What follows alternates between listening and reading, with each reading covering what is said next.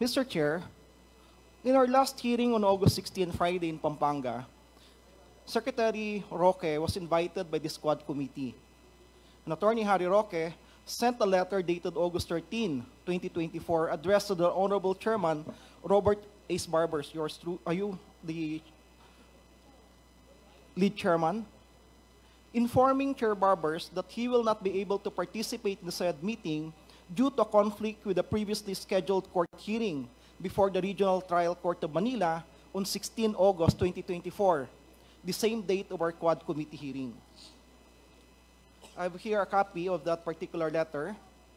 Mr. Chair, we have also in receipt here a copy of certification from Attorney Jennifer H. de la Cruz, Buendia, Clerk of Court and ex-officio Sheriff of Manila, RTC Manila, stating that Attorney Harry Roque has no hearing on August 16 and did not appear in the courts of Manila on said date. Mr. Chair, I hate to say it, but clearly, Attorney Harry Roque, our former secretary, and my former professor, law professor, lied to this committee. And that amounts actually to disrespect on the members of the committee, which is contemptible under Section 11E of the Rules of the House of Representatives on inquiries in aid of legislation. I therefore move, Mr. Chair, that Attorney Harry Roque be cited for contempt for disrespecting the members of this committee when he lied in order to evade attending the hearing of this committee where he was invited. So move, Mr. Chair.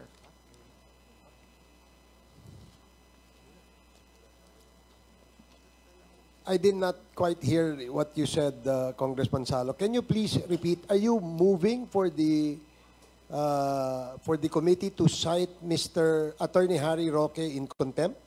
Yes, Mr. Chair. Pursuant to Section 11E of the Rules of the House of Representatives in aid of legislation.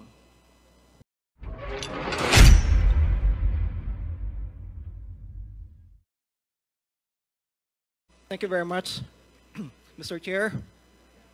Allow me, Mr. Chair, to propound some questions with the former Secretary Harry Roque. This will just be a reiteration mostly of the things that were already passed on upon by Attorney Raj, but I'll ask them for emphasis and clarity. Mr. Secretary, I understand that, of course, you signed an affidavit of support in favor of Mr. Alberto Rodolfo Y. de la Serna, the 2016 Mr. Supranational Philippines, confirming that you will provide financial assistance to Mr. de la Serna for his travel to Poland, Ukraine, and Italy from October 9, 2023 to October 18, 2023. And we understand that this particular document, affidavit of support, was found at the premises of Blackwest South 99. I'm just wondering, but of course you already have your explanation a while ago, but honestly, I'm really wondering, why is a copy of your affidavit of support found at the premises of Blackwest South 99?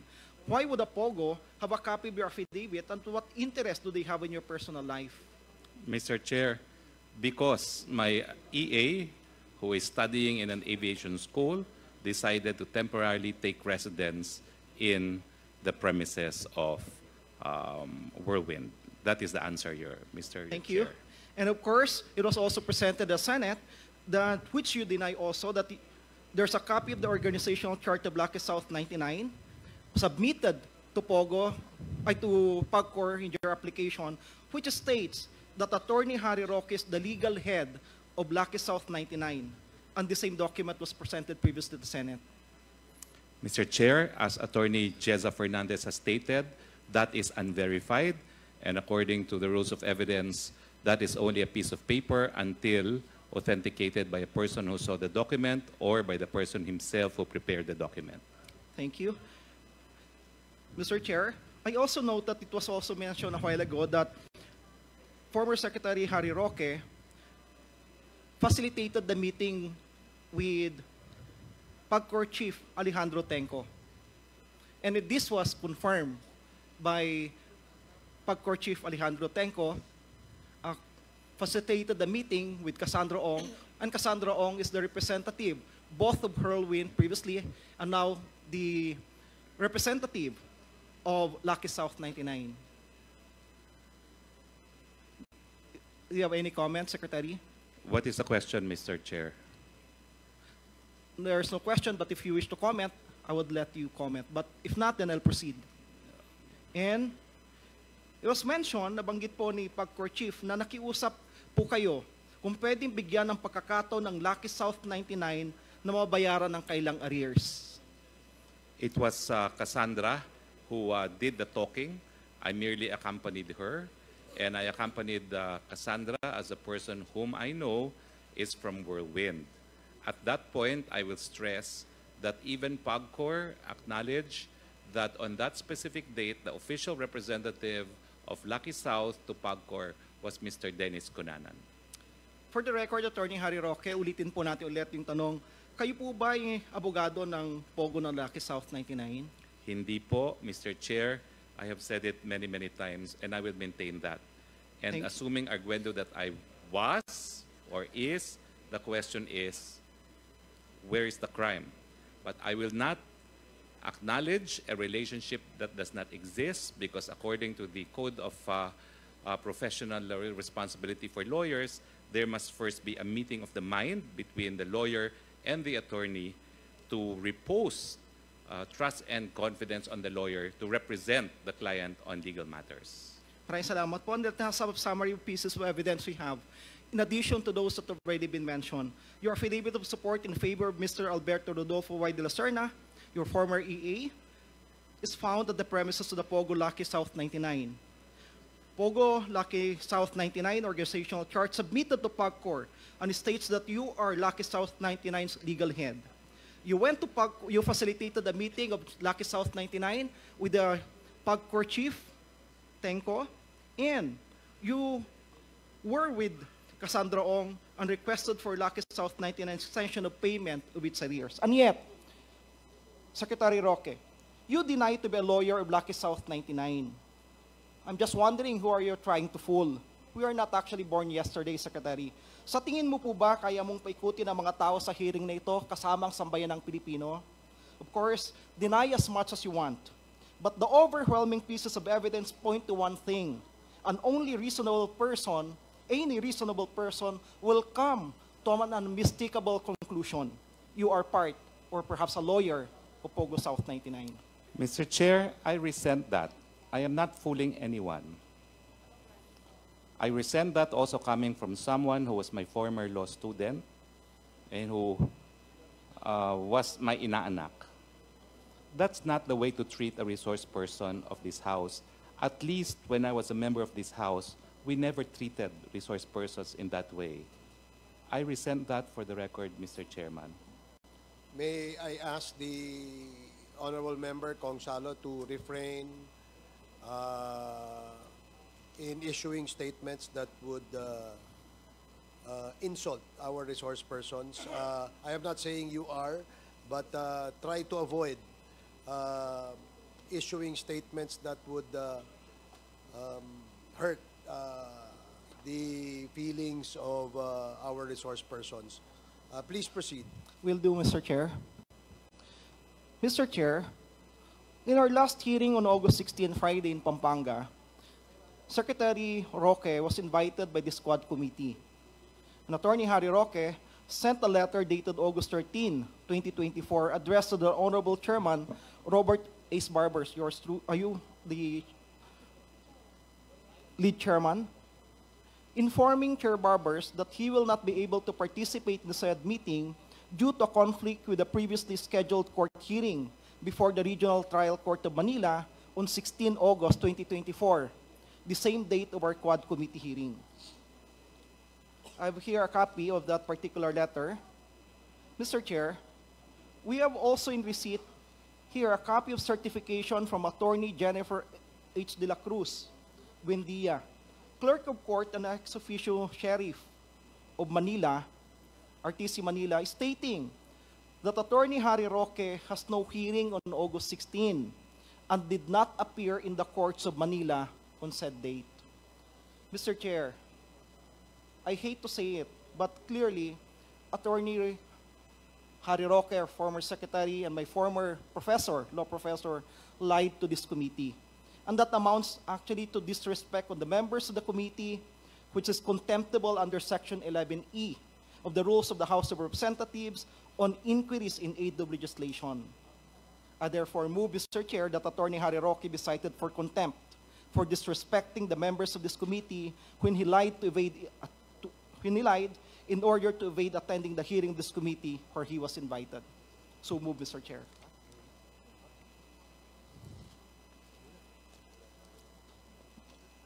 I did not quite hear what you said, Congressman Salo. Can you please repeat? Are you moving for the committee to cite Mr. Attorney Harry Roque in contempt? Yes, Mr. Chair. Pursuant to Section 11E of the Rules of the House of Representatives in aid of legislation. So Mr. move, Chair, Mr. Chair. 1 minute suspension.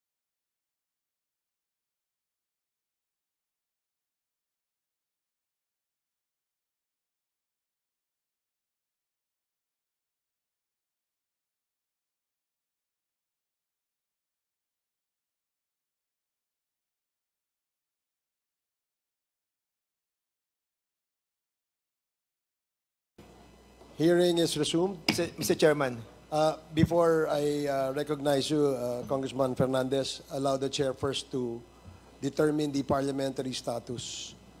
The parliamentary status is that there was a motion by Congressman Ron Salo to cite our resource person, Attorney Harry Roque, in contempt for lying before this committee when when he was invited in August 16 when the Quadcom had its first public hearing. And according to that letter, he stated that he cannot attend for the reason that he has a hearing in an RTC in the city of Manila. Congressman Ron Salo read the certification issued by the clerk of court of the RTC Manila, which states that the hearing where Attorney Harry Roque is a counsel was scheduled in August 15 and not August 16. And in August 16, there was a certification from the same clerk of court saying that Harry Roque has no hearing in any of the RTC of the city of Manila. That is the parliamentary status, Your Honors, and there is a pending motion by Congressman Ron Salo to cite Attorney Harry Roque in contempt for lying before this committee when he submitted an excuse to his being absent in our hearing last August 16.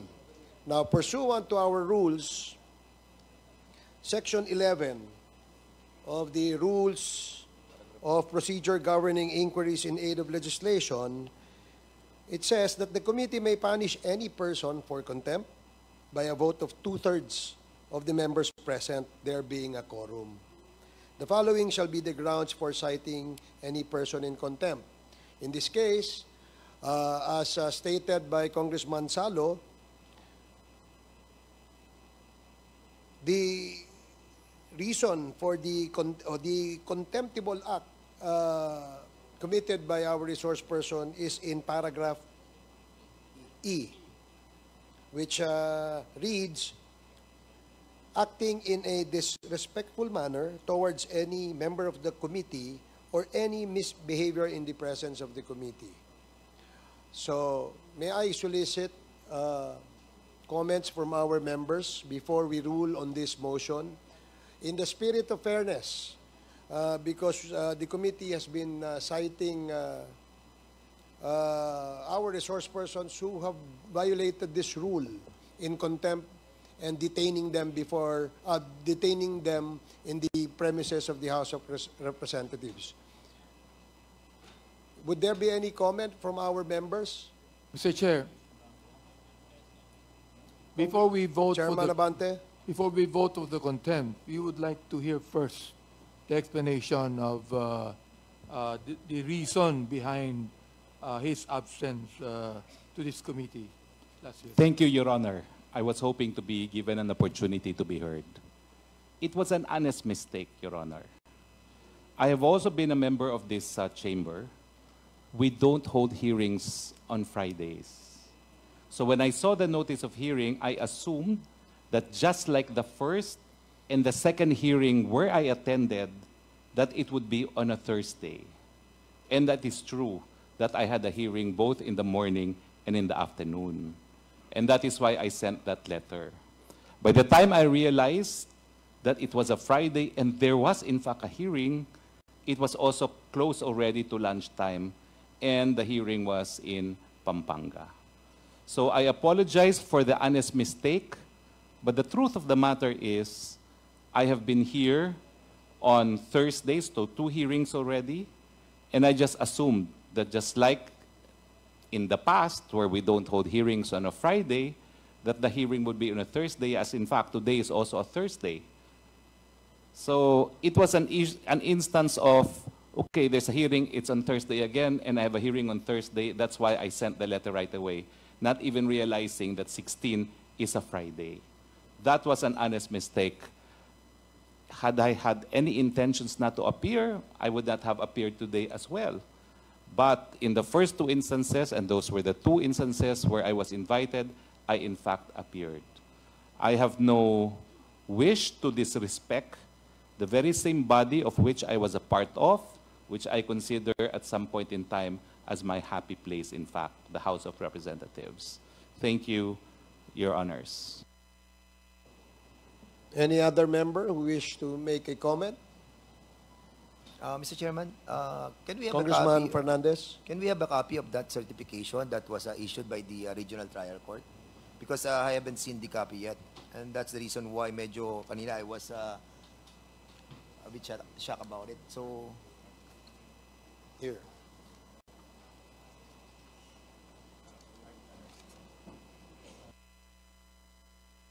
So while Congressman Fernandez is still reading the certification, Mr. Chair, Congressman Mr. Chair. Abante. I'd like to ask Secretary Roque, what is the reason for your apology? Well, it was really an honest mistake, Your So Honor. you're apologizing not for your absence, but for an honest mistake. It was an honest mistake, Your Honor, because I've been here every Thursday. And as a former member of this chamber, as a former employee of this chamber, I know that in the regular course of business, we don't really have hearings on Fridays. In fact, even if you call the trunk line of the House of Representatives on a Friday, no one will answer. That has always been the policy, no? So when I saw the notice of hearing, I really thought it was also on a Thursday, like the first two hearings where I attended. That is why I apologize for the honest mistake. Mr. Chair. Mr. Chair, Congressman Acop, and then Congressman Paduano, and then Congressman Fernandez. Congressman Acop, you're recognized. Thank you, Mr. Chair. Attorney Roque, nag-assume po kayo na mali, di po ba? Nagkamali po. Kaya nga, yung assumption nyo mali. Opo, mali nga po yun. And therefore, pag nag-assume ka ng mali, you should be ready for the consequences. Hindi ba dapat ganon? Yes po, but So- there was no intent to disrespect this I'm not chamber. asking whether you have the intent. Ang tinatanong ko lang po doon is, kung nag-assume po kayo ng mali, hindi po ba dapat tanggapin ninyo yung consequences? I will, of course, accept the consequences, the decision of this body. But since I was given an opportunity to be heard, I thought that there should be allowance for honest mistakes. Kasi, pagpasensya mo na ako. Kasi ako, I know that you have been practicing as a lawyer for a long time. Di po ba?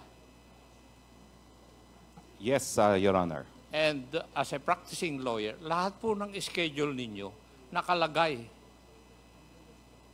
For example, for the week, kung ano ang hearing mo for the week, ano yung appointment mo, nakalagay po. Di po ba? Totoo po yun.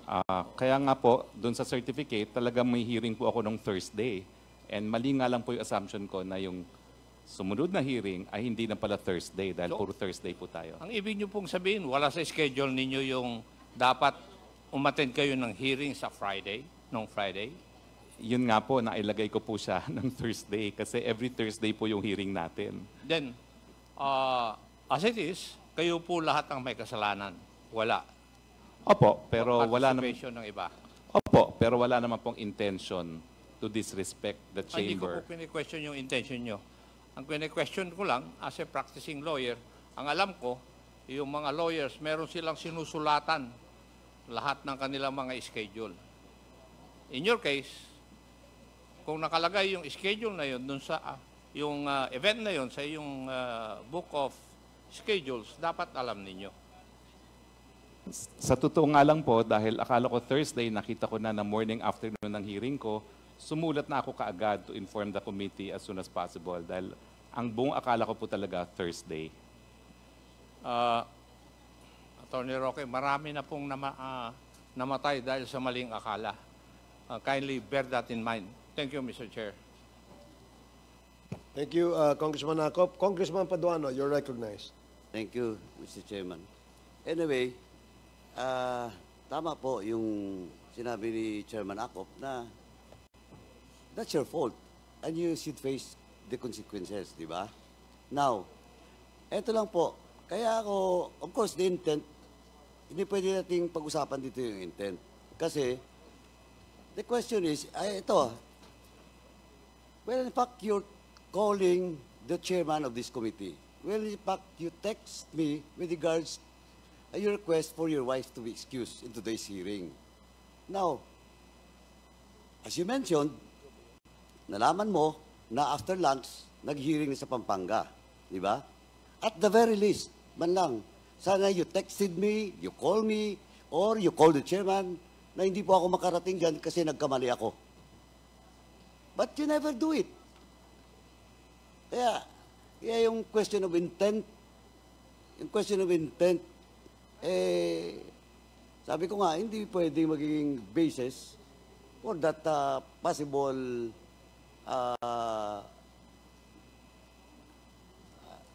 contempt, no? Na minove ni Congressman Ronzalo. Kaya ako, ang ano ko lang dito is, supposedly, at the very least, again, you have texted or called us. If not me, you called Chairman Abante. Well, in fact, on that request, you called Chairman Barbers. But you never do it. So, ako, Mr. Chairman, I join the motion of the first motion of Congressman Salo. Thank you, Mr. Chairman. Thank you, Congressman Paduano. Mr. Chair. Congressman Fernandez. Congressman Abante. Mr. Chair, the fact that Secretary Roque appeared with us today and apologized to the committee at sinabi po ni Congressman Acop kung nagkamali siya, sinabi naman po nagkamali siya, I'd like to ask that we hold in abeyance the motion until such time that all of us would jointly actually join the motion of Congressman Salo. Also, I'd like to open this debate to any member of the committee to say something about this, Mr. Chair. Thank you, Chair. Congressman Abante. Congressman Joel Chua, you're recognized. Thank you, Mr. Chair. Mr. Chair, gusto ko lang po tanungin si Attorney Harry Roque. Nung sabi po ninyo kanina, it was just an honest mistake, tama po ba? Dahil sabi po ninyo, ang akala ninyo is Thursday. So, nung Thursday po ba, nagpadala kayo agad ng notice sa amin? Or at the very least, nag-inform po kayo agad? Tuesday po, pinadala ko po. Dahil nakita ko conflict nga po sa calendar. Tuesday. Tuesday po. So, na-realize lang ninyo na Friday pala nung Friday na po at nabalitaan ko na nagko-quad hearing po sa Pampanga. Pero yung quad hearing, parang umaga pa lang po yata. May quad hearing na eh. Tama po ba? Correct po. I took the day off because I was also not feeling well last Friday. So, nung Friday po, masamang pakiramdam ninyo? Yes po. Opo. So, ano pong ginawa ninyo nung Friday, nung na-realize ninyo? Wala po ba? Dati po, sabi po ninyo kanina, na iba po sa amin, may kasabay pa po ninyo. Wala po ba kayong kahit isang man lamang po na tinext o tinawagan? Well, kasi masama din po talaga ang aking pakiramdam. And in fact, I have a medical certificate today where the doctor recommended that I should be confined in a hospital. Pero I did not consider that because I said, I have to appear now because I missed the last hearing. But I have the medical certificate if your honors would wish to see it. But my attendance here reaffirms my commitment to explain and answer all your queries because I have nothing to hide. Pero nung Friday po ba, hindi po kayo na-confine sa ospital? Hindi po. Nagpahinga lang po talaga ako Nagpahinga because lang. I had very strange feelings for the first time. It was an electric feeling in the neck. And I thought that by just resting, it will go away. Okay, so nung nalaman po ninyo na naghihiring na po yung Quadcom, wala rin po kayong na-text o wala rin po kayong ginawa nung araw na yon? Oh, nagpahinga lang po ako nung araw na yon. Okay, thank you po. Thank Mr. you, Chair. Congressman Chua. Congressman Fernandez and then Congressman Yes, Arrogancia. thank you, Mr. Chairman. I tend to believe the statement of the former Secretary Roque, but when I was reading the certification or the letter addressed to us, I noticed that there was no branch number ng Regional Trial Court of Manila. Secretary, is this something that is intentional, or you're trying to mislead us in order for us not to find out? Hindi po. The name of the case is People versus Madriaga, and I appear as a private prosecutor. It is a case po for kidnapping But with ransom. that was on August 15, 2024. Yun nga po Thursday. So yun nga Yeah. po yung naisip ko na dahil Thursday po tayo well, as I said, wala pong And also, excuse. hindi na ilagay yung branch number ng Hindi po. RTC. Pero the certificate would, I think, attest that I was in but the RTC. sa letter mo, wala yung branch number. Hindi ko po nailagay na Yeah, yan. yun ang medyo, you should have written the branch number of the RTC. But nevertheless, with your saying his apology, but you should have sent a letter or communication to all of us. We're just a phone away, and we will understand. But personally, I will leave it to the body to decide on the motion of Congressman Ron Salon. Mr. Chair. Thank you, Congressman Mr. Fernandez. Chair, can you list me to be recognized Okay. after? Congressman Arrogancia and then Congressman Paul Daza. Good afternoon, Mr. Chairman. I'd like to ask the good secretary, as per your letter, at inamin niyo po kanina na honest mistake ang supposed to be Thursday na akala mong hearing natin dito po sa Kongreso. At lagi niyo na pong inuulit-ulit na you were once part of the Congress and Congress is part of the, like a second home to you before. Basically, walang nagka-question sa'yo dun sa sinasabi niyong this is part of your home or you were once part of the Congress. And we know that. Ang Quadcom po, Mr. Secretary, ay hindi lang po sa invitation niyo siguro nakita. Definitely po, alam naman po siguro ninyo na meron pong hearing ng Friday kasi makikita nyo rin po naman po ito sa news, sa television, Mr. Secretary. Considering, nakalimutan nyo po ng Thursday na meron po tayong hearing, halimbawa, nagkamali kayo, honest mistake, hindi po ba dapat inalam ninyo kung ano ang naging come out o come up do sa hearing ng Thursday kung sakali halimbawang akala ninyo na merong hearing ng Thursday? Dapat po inalam ninyo na what happened sa hearing. Another thing, supposed to be Friday ang ating hearing, hindi niyo po ba inalam na yung Friday po, anong nangyari nung Thursday, and then nung Friday po, chinek niyo po ang calendar ninyo, paano niyo po ba na-receive ang invitation, Mr. Secretary? Sa email po. Sa email ko, nare-receive yan, and I receive voluminous email po talaga, no? Yeah. Mr. Secretary, sa talino niyo po, para pong katakataka na magkamali kayo simpleng schedule po ng araw ng hearing na napakahusay niyo pong abogado. Well, nangyayari po talaga yon na Your Honor, no? Dahil lang nakita ko ng Committee on Public Order, so sabi ko, may hearing na naman. So, may hearing na naman this Thursday. So, ang ginagawa ko nga po ngayon, rini-reserve ko na yung mga Thursdays ko, and I was going to manifest, in fact, that on next Thursday, I have an international arbitration, and there I will submit the correct form already.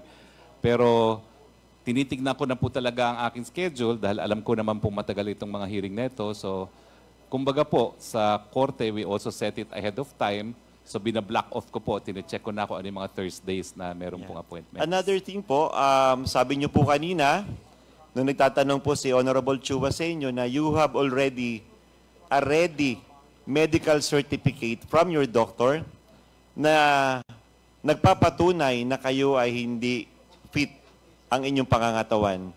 Para po na pang napaka-ironic na may ready na po kayo agad na medical certificate sa pag-attend nyo ng hearing na kung halimbawa na hindi kayo talaga okay at ina-attest ng inyong doktor, hindi kayo dapat nakarating, which is sinasabi nyo na dahil gusto nyo ipaliwanag ang sa inyo, maging totoo sa committee na to, umattend pa rin kayo despite may advice po ng inyong doktor. Para sa akin po, parang pinaghandaan nyo na po na kung sakaling kayo ay magkaproblema dito sa hearing na to, may ready kayong medical certificate na ipapakita sa committee na kung sakali ay kayo excuse, halimbawa sa ganitong klaseng pag-uusap ng contempt, Mr. Secretary. Your Honor, hindi naman po ganon. Kung hindi, nag-persist po yung aking kondisyon. And I don't feel I'm on tip-top shape now. So, kaya po ako nagkonsulta talaga sa doktor din. And the advice of the doctor is, hindi na kita papauwiin because in the first place, napakabilis na iyong heartbeat and you already have a heart stent, no? Baka ka mag-collapse dyan sa house as you appear. But I explained that my wife already, who is also invited, cannot attend, so I have to go. And what I'm doing is I'm just managing. She gave me Valium para hindi daw ako ma-aggravate. But she did stress na baka ma'am niya, tumumba ka na lang dyan sa hearing na yan. But I think it's very important that I appear today dahil I have already asked members of the committee to excuse my wife. And the least I can do is to appear despite the medical advice not to do so and to be confined. Yeah. Mr. Chairman, being part of this committee, for me, my personal observation regarding the honest mistake of the good secretary is really unbelievable. Considering na kung halimbawa na nakita niya na nagkamali siya during the Thursday na ina-assume niya na meron tayong hearing, dapat nakita na niya sa news yung hearing natin supposed to be na Thursday. Where in fact, wala naman talagang hearing. Dapat nagtaka na siya na nagtanong siya at na-check niya ang kanyang calendar na ito pala yung Friday, Mr. Secretary. Parang sa akin po, napaka-mababaw masyado yung pong kanyang dahilan, Mr. Chairman. Salamat po. Okay, thank you, Congressman Arrogancia. Next is Congressman Paul Daza. You're recognized. Good afternoon to the four chairs of the committee, my colleagues in these various committees. Good afternoon to our resource persons, and thank you for being here with us the whole day. Mr. Chair, I'd like to ask our former colleague, Secretary Roque, in the last Congress, has he ever participated as a resource person in the last Congress? Not in the last Congress po. Okay. In this Congress, how many times have you been invited and how many times have you appeared? Well, I was invited for the 2 times I was here. I was absent for the 3rd, and I was invited for today. So this is my 4th invitation. And Your Honor. you've appeared, Mr. Chair, how many times in those 4 invitations? 3 times, Your 3 Honor. times. And out of respect for our colleague, I've attended many hearings, Mr. Chair.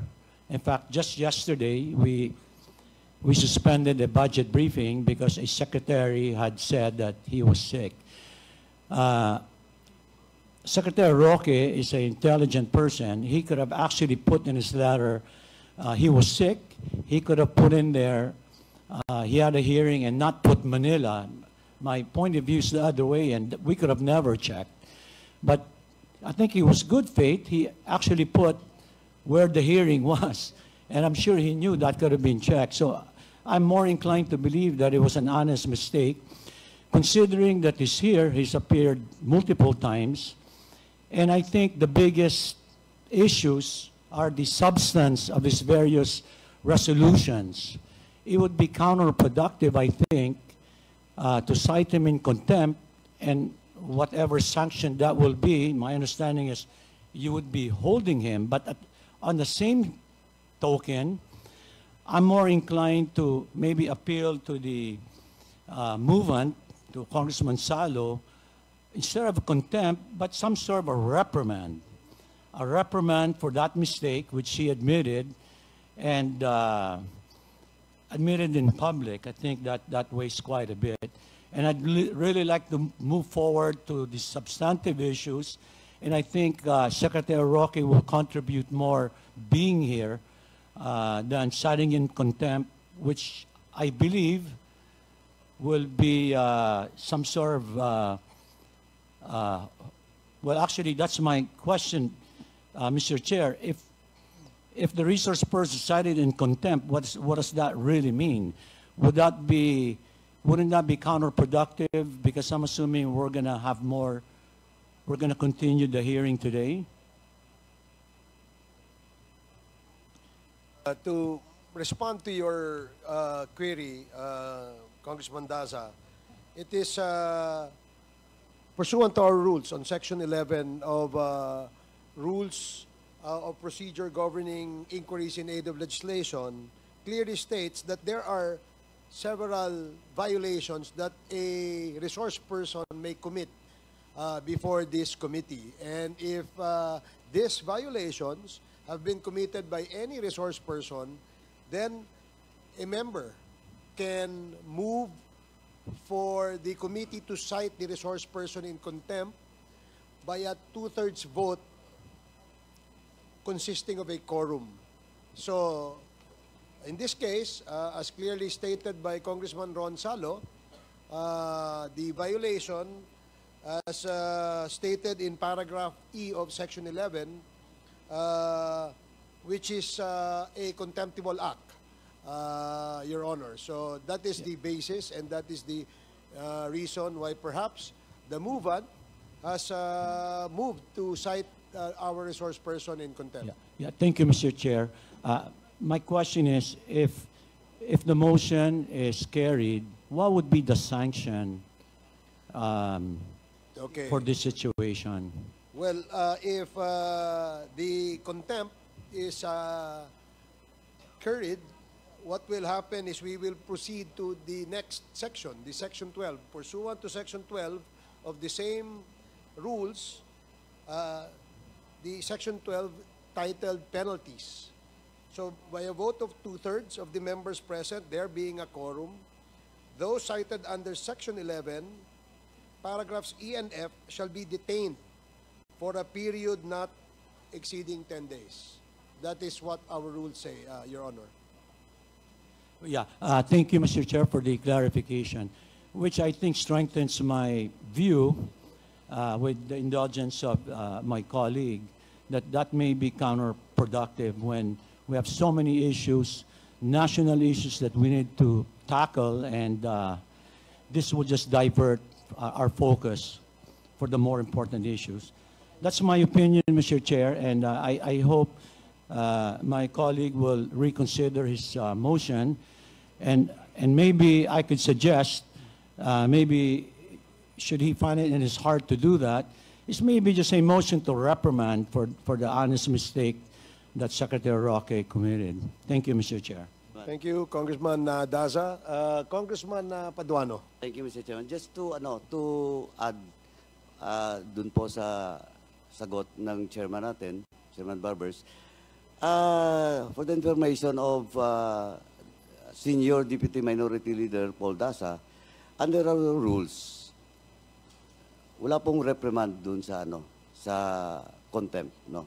That's number one. Number two, if the good Congressman is wary that Secretary Harry Roque cannot participate in the proceedings, he can. Because those resource persons cited in contempt can still participate in the hearing and in the succeeding hearings.